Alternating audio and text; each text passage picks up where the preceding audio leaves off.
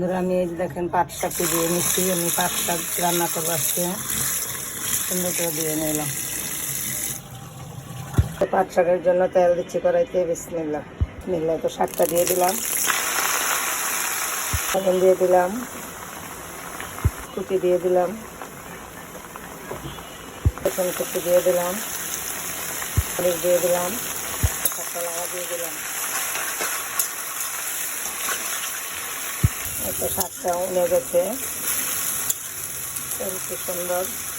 তো পাট শাকটা হয়ে গেছে বন্ধুরা আমার। এখন তুলে নেব। একটু ধনে পাতা দিয়ে দিলাম। কারণ বন্ধুরা আমার এই পাট শাক রান্নাটা যদি আপনাদের কাছে ভালো লাগে তাহলে লাইক এবং সাবস্ক্রাইব করে দেবেন। এখন আমরা সবাই গরম ভাত দিয়ে খাবো।